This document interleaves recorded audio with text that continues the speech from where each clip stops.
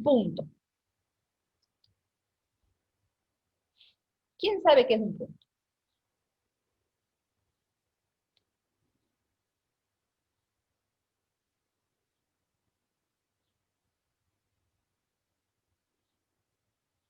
Pueden buscar en el diccionario, pueden googlearlo. A ver, ¿qué es un punto?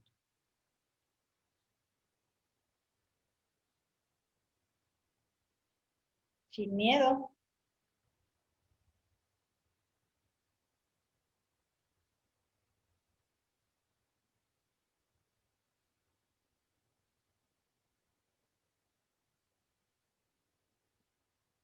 ¿Nadie? Ya encontré, profe. Ya lo encontré. A ver. Yo Tiene también. tiene dos significados. El primero es señal de muy pequeño tamaño, casi sin dimensiones, que resulta perceptible por un contraste de color o de relieve sobre una superficie y que convencionalmente se representa como circular. Bien. Y la segunda es signo de puntuación que indica el fin de una oración o que una combinación de letras está usada como abreviatura. La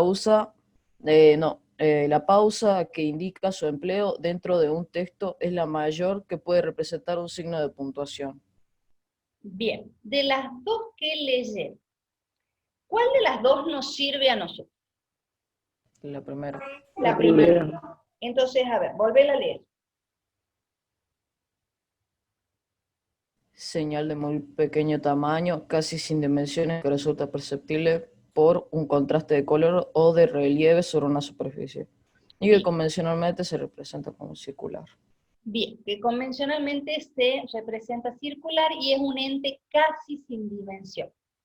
De hecho, desde la matemática, un punto no tiene dimensión, ¿sí? La definición que leyeron recién es definición de diccionario. Si nosotros nos vamos a la geometría tiene ciertos elementos que se denominan entes fundamentales, o sea, son como las bases para permitir la definición de otras cosas que nosotros podemos trabajar. Una de los entes fundamentales es el punto. De hecho, para la matemática el punto es un ente adimensional. Toma dimensión desde el momento en que yo la dibujo. ¿Por qué? Porque para verlo, ¿sí?, le tengo que dar un cierto tamaño y por convención, como decimos, se dibuja con un punto, ¿sí? Pero en realidad, desde la matemática es un ente sin una definición establecida, ¿sí? Sino que son considerados como conceptos primarios que se pueden describir, pero no definir, ¿sí? Y hay otros elementos similares que también son entes fundamentales, que son la recta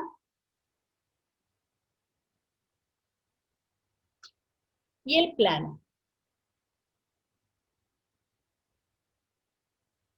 Desde el diccionario, ¿qué es una recta y qué es un plano?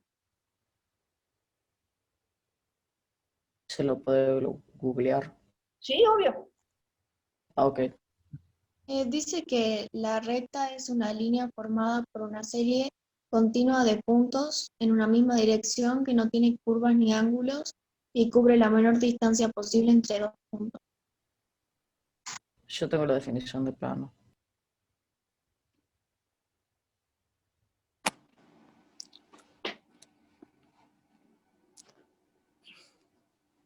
Bien, ¿qué dice de plano? Superficie, terreno que tiene el mismo nivel en todas sus partes. Y la segunda es color que es uniforme porque carece de cambios de matiz. Bien, me gusta más esa que dice de superficie, ¿sí? A ver, vamos a buscar desde la geometría a ver qué dice. Hace un ratito... Profe, ¿Sí? yo encontré desde la geometría, Dale. así. Plano geometría es el elemento ideal que solo posee dos dimensiones y contiene infinitos puntos y rectas se representa con una letra mayúscula ubicada en una de las esquinas. Bien. Entonces, fíjense que es un elemento, me habla de un elemento de 2 dimensiones. Y la línea, si nosotros la buscamos desde la geometría, tiene una dimensión. Y el punto no tiene dimensión, ¿sí? O sea, cuando yo tengo un punto, ahí no tengo ni largo, ni ancho, ni alto, ni nada. Cuando tengo una línea o una recta, tengo una dimensión que es la que me marca la dirección de esa línea. Y cuando yo tengo un plano, tengo 2 dimensiones. Si bien el plano yo lo dibujo así, el plano y la línea son entes infinitos. Eso significa que no tienen ni principio ni fin. ¿Sí? ¿Estamos bien? Pero son todos entes fundamentales. Sin dimensión el punto, que normalmente lo simbolizamos con una letra minúscula. Por lo menos esa es la tradición acá en la Argentina. La recta es un ente que tiene una sola dirección y una sola dimensión, y está definida bien acá. Serie continua de puntos que no forman ángulos, que no forman curvas ni nada. Eso es una recta. Y un plano es un ente de 2 dimensiones, que en realidad, al igual de la recta, es infinito. O sea, este va a continuar para los 4 costados, ¿sí? Por más que nosotros lo dibujemos como si fuera una hoja de papel. ¿Está bien? Tradicionalmente lo simbolizamos con una letra griega colocada en una esquina. ¿Está bien? Esos son los que se denominan entes básicos de la geometría. El punto, la recta y el plano. ¿Vamos bien hasta ahí? Sí. Bien. A ver, el punto. Al no tener división, al no tener dimensiones, ¿lo voy a poder dividir? Vuelvo a preguntar. Sí. El punto no tiene dimensión. Por lo tanto, ¿lo puedo dividir? No. No. No. Pero al punto yo lo puedo colocar en una recta y me va a dividir el lado derecho de la recta y por el otro lado el lado izquierdo de la recta. ¿Está bien? Es como que el punto no se puede dividir, pero sí de que puede él dividir. Exacto. El punto me puede dividir una recta. Y cada una de las 2 partes en la que queda dividida la recta se llama semirrecta.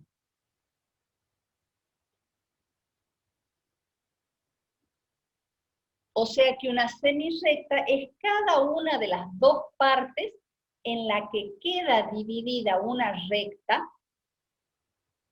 a través de un punto. ¿Por qué? Porque ese punto marca como el inicio de algo. Entonces, de ese punto para acá, yo tengo un principio que es el punto, pero no tengo un final. Por lo tanto, tengo una semirrecta. Y lo mismo pasa desde ese punto para allá. Tengo un punto que marca el comienzo, pero nada me indica el final hacia la izquierda, por lo tanto tengo una semirrecta. De hecho, el nombre lo indica, semi. ¿Qué significa semi?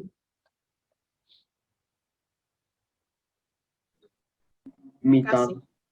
Significa mitad o significa casi, ¿sí? Entonces, una semirrecta es casi una recta o es una media recta. ¿Por qué hablamos de media recta? Porque yo sé dónde empieza, pero no sé dónde termina. En cambio, la recta no sé ni dónde empieza ni dónde termina. ¿Estamos bien? ¿Sí? Este concepto de semirrecta va a ser fundamental para lo que vamos a definir ahora, que es ángulo. ¿Sí? ¿Y quién me dividirá el plano? Si algo que no tiene recta. Bien, eso es lo que iba a decir. Si algo que no tiene dimensión me divide a algo que tiene una dimensión, lo de una dimensión me tiene que dividir lo de 2 dimensiones. Entonces, ¿quién me divide al plano? La recta. Y cada una de las partes del plano recibe el nombre de semiplano. ¿Eso qué significa? Que el plano se extiende para los 4 costados indefinidamente. En cambio, un semiplano tiene una recta que es borde, y a partir de ahí se extiende infinitamente, pero para el lado donde yo no pinté de rojo, no tengo plano, por eso es que se llama semiplano, es medio plano. Al plano yo lo dividí en dos a través de una recta y me quedó la mitad del plano. ¿Está bien? ¿Sí? Esos también son entes fundamentales de la geometría, ¿sí? Nada más que son, si bien siguen siendo entes fundamentales, son un poquito más, menos importantes que los 3 primeros que definimos. ¿Por qué? Porque se definen a partir de los otros. ¿Está bien? ¿Vamos bien? ¿Sí o no? Sí. Bien. Sí. Entonces ahora vamos a lo que nos importa. Esto es, digamos, a modo de introducción. Pregunta, ¿qué es un ángulo?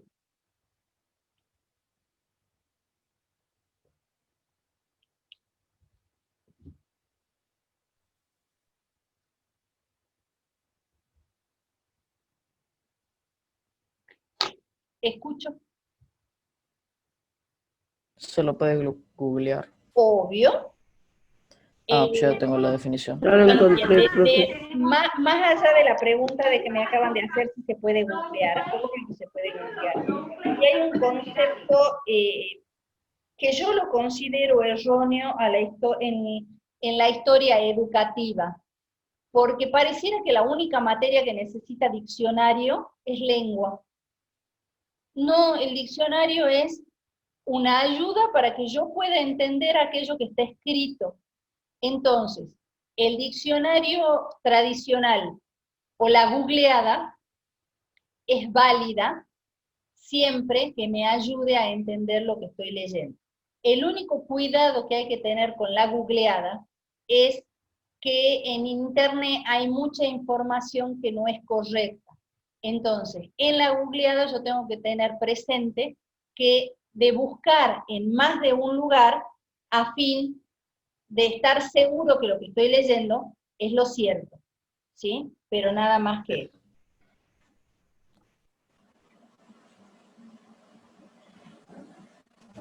Luego la Las definición. definiciones, Luana, recién las puedo leer. A ver, leamos googleado, ¿qué es la definición de ángulo?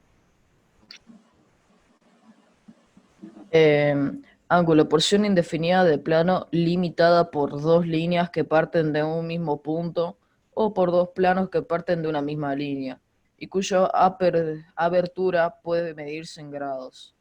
Y la segunda es figura formada por 2 elementos unidos por un extremo. Profe, yo tengo el de la geometría, A ver, la definición en geometría.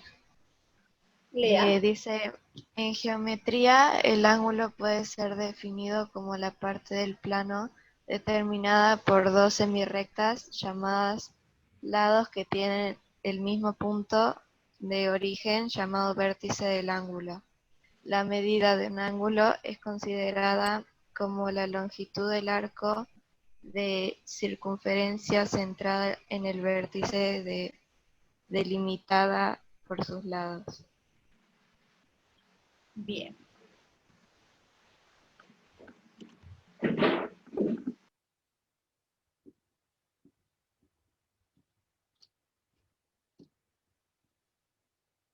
Creo que algo se me pasó, pero básicamente esta es la definición geométrica y esta es la definición de diccionario. Fíjense que ambas coinciden con que un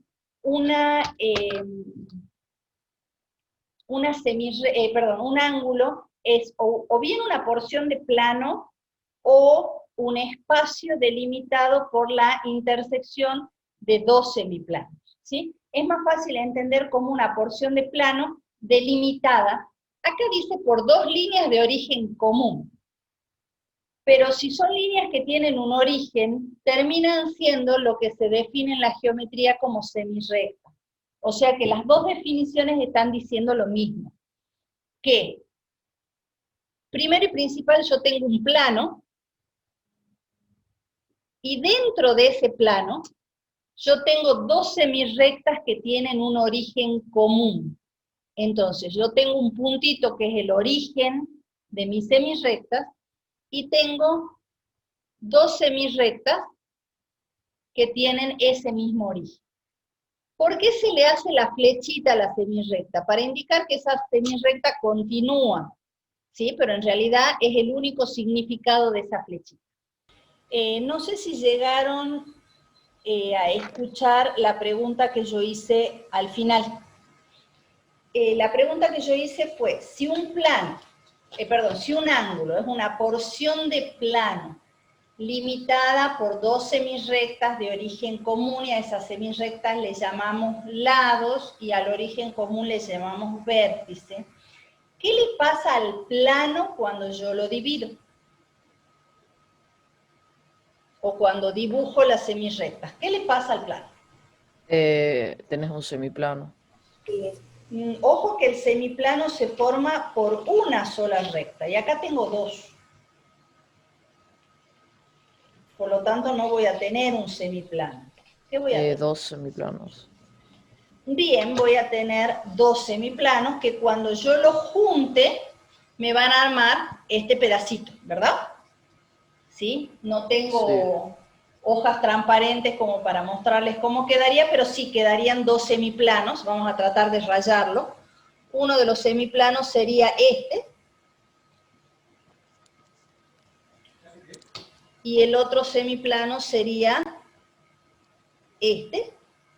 Fíjense que hay un sector donde se unen los dos rayados, que es justamente este, que es el que nosotros marcamos como ángulo. ¿Está bien? Pero de todas maneras, cuando yo tengo dibujado un ángulo, ¿lo ven ahí?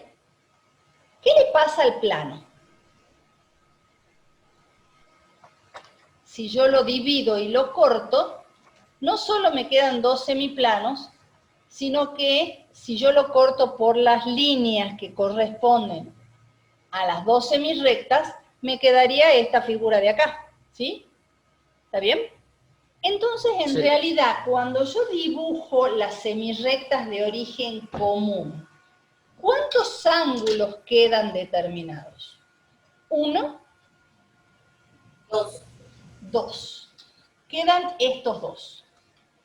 Uno es, se podría decir chiquitito, que es este. ¿Está bien? Ese ángulo recibe el nombre de ángulo convexo. Y me queda un ángulo grande, que es este, que recibe el nombre de ángulo cóncavo. ¿Eso qué significa? Que hay un ángulo que mide más de 180 grados, que recibe el nombre de ángulo cóncavo, y hay un ángulo chiquitito que recibe el nombre de ángulo convexo. ¿Está bien? ¿Vamos bien hasta ahí? Sí. Bien.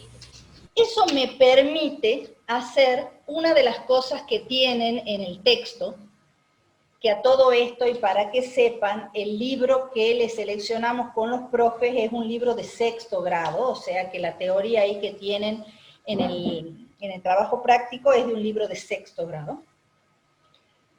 Lo primero que nos sale a nosotros es la clasificación.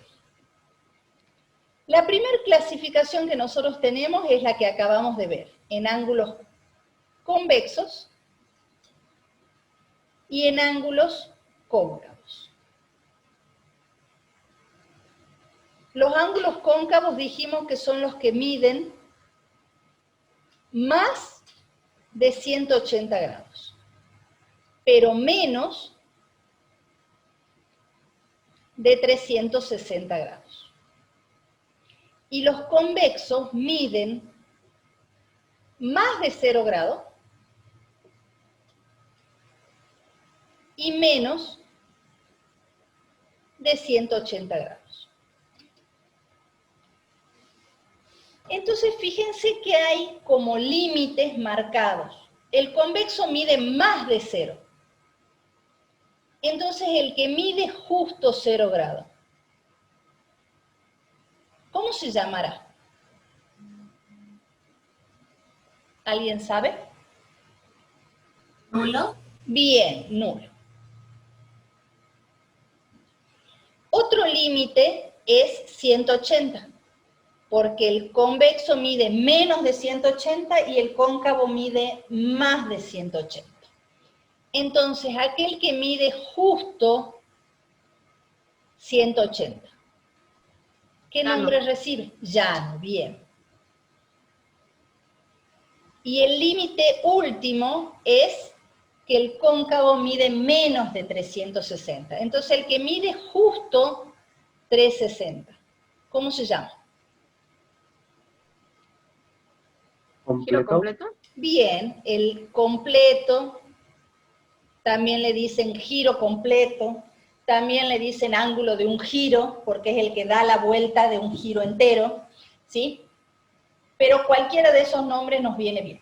Entonces, el ángulo nulo, ¿cómo lo simbolizo? El ángulo nulo lo voy a simbolizar con una única semirrecta, ¿sí? Y no le voy a marcar absolutamente nada más. Y el completo, fíjense que el completo da toda la vuelta, ¿está bien? Entonces, las dos líneas inicial y final del ángulo también coinciden. Entonces, ¿cómo voy a diferenciar el ángulo nulo del ángulo de un giro completo? Haciéndole al giro completo el arquito completo para simbolizar que dio toda la vuelta y volvió al mismo lugar. ¿Está bien? Y el ángulo llano es medio. Por lo tanto, yo voy a dibujar la recta completa, voy a dibujar el punto que la divide y voy a marcar que mi arquito es justamente la mitad del giro. ¿Vamos bien hasta ahí? ¿Van refrescando la memoria? Sí. Sí, bien. Y ustedes me preguntarán, ¿sí? El cóncavo ya vimos que es el grande así. Y ustedes me preguntarán dónde encuadra la clasificación que vieron en la primaria. La clasificación que ven en la primaria es una subclasificación de los convexos. Y aquí entra el agudo, que es menor a 90 grados. Viene el recto, Recto. que es el que mide justo 90,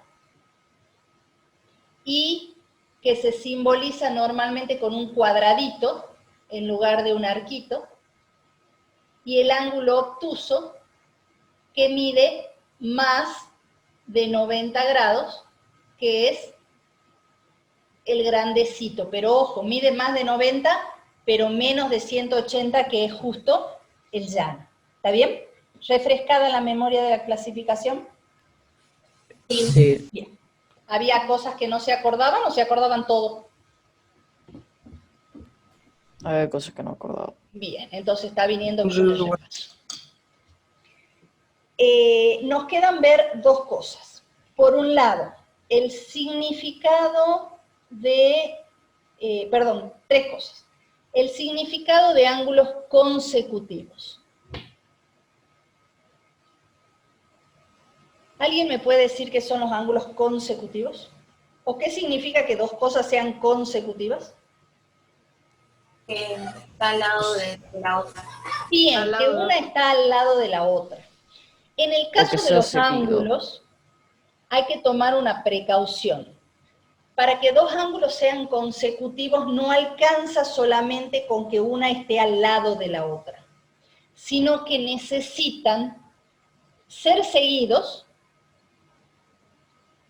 es decir, estar uno al lado de la otra, y compartir el vértice.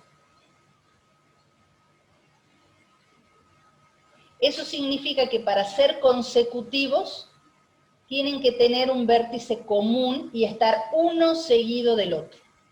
¿Está bien? Si yo los tengo así, estos no son consecutivos. ¿Por qué? Porque no están compartiendo el vértice. ¿Sí? Entonces, para ser consecutivos tiene que estar uno al lado del otro y además compartir el vértice. ¿Está bien? ¿Sí o no? Sí. Bien. Esa es una de las cosas que nos faltaban ver.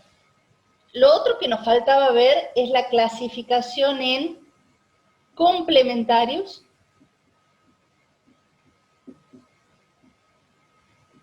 y en suplementarios. ¿Qué son los ángulos complementarios?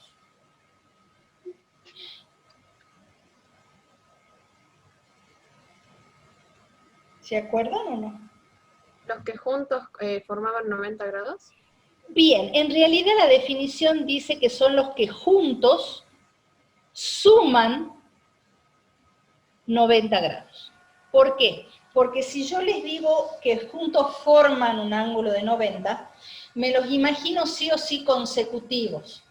Pero en realidad para que dos ángulos sean complementarios, no necesitan estar uno seguido del otro. ¿Sí? Pueden estar acá uno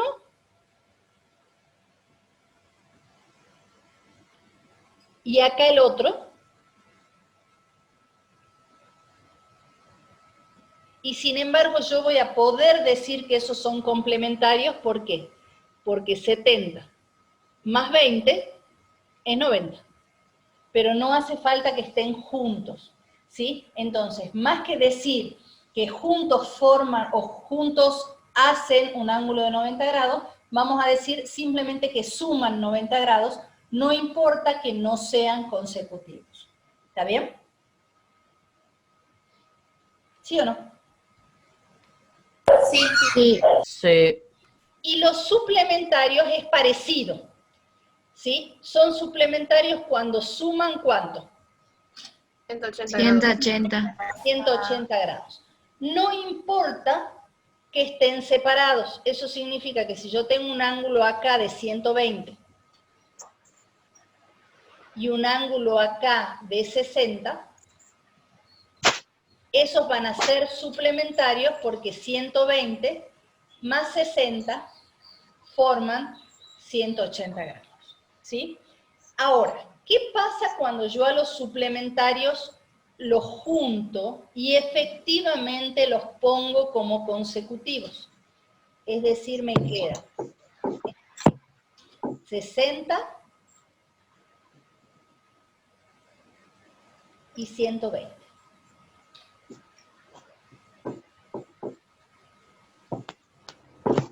¿Qué pasa cuando los ángulos son consecutivos y a la vez suplementarios? ¿Qué nombre reciben?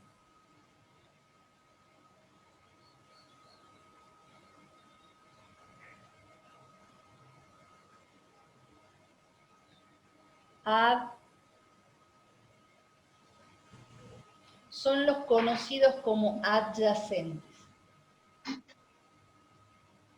Por eso es tan importante tener presente que los complementarios y los suplementarios no necesitan ser consecutivos, no necesitan estar juntos para ser complementarios o para ser suplementarios, ¿sí?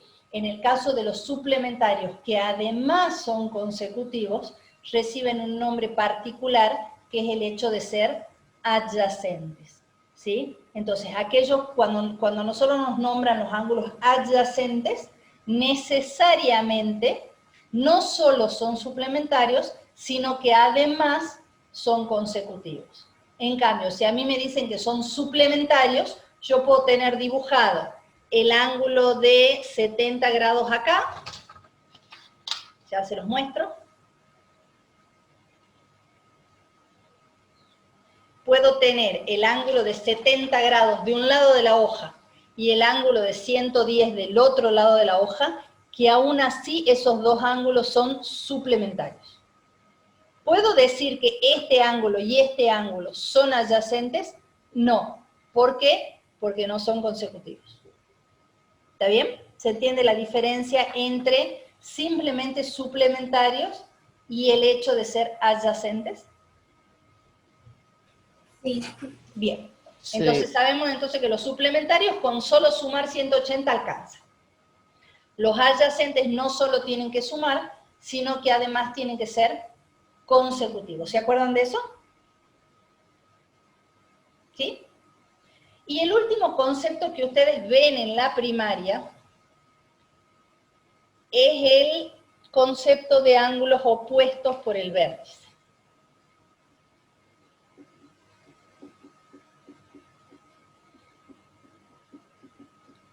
Y el ángulo de opuestos por el vértice sale de la idea de cruzar dos rectas, ¿sí? ¿Eso qué significa? Que esta línea y esta línea son la misma, esta línea y esta línea son la misma, ¿está bien? Son efectivamente dos rectas que se cortan. Ahí nace el concepto de ángulo opuesto por el vértice. ¿Cuáles son los opuestos por el vértice? Los que están enfrentaditos, este y este. O este con este. ¿Se acuerdan de ese concepto de ángulos opuestos por el vértice? Sí. Bien. ¿Y se acuerdan cuál es la condición que cumplían, por ejemplo, este ángulo con este ángulo? ¿Cómo son? Iguales. Bien, son iguales. Eso significa que van a medir lo mismo. ¿Está bien? ¿Sí? ¿Alguna duda, alguna pregunta? ¿Algo que hayan leído en el práctico que les quede sin entender?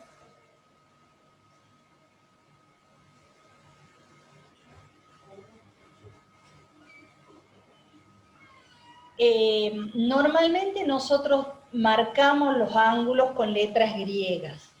¿Es la única manera de indicarlos? No. En algunos libros, o sea, y ya los dejo porque esa musiquita que están escuchando es la alarma de las 10:30. Esto es lo último que digo. Cuando yo tengo un ángulo, tengo tres maneras de llamar, ¿sí? Supongamos que es el mismo ángulo. Una de las maneras es con una letra griega. Otra de las maneras que se usa mucho cuando nosotros trabajamos es a través de números. El ángulo 1, el ángulo 2, el ángulo 3, nada más que tanto en este como en este le ponemos el sombrerito arriba para simbolizar que es un ángulo. Y la tercera forma que nosotros tenemos de marcarlo es a través de letras en los lados. Si yo pongo en este lado B, en el vértice O y en este lado A, yo puedo decir que ese es el ángulo BOA. Parte del punto B en el lado este, pasa por O, que es el vértice, y termina en el puntito A. Son las tres maneras en las que van a ver escritos los ángulos en los textos que vamos a trabajar, ¿sí?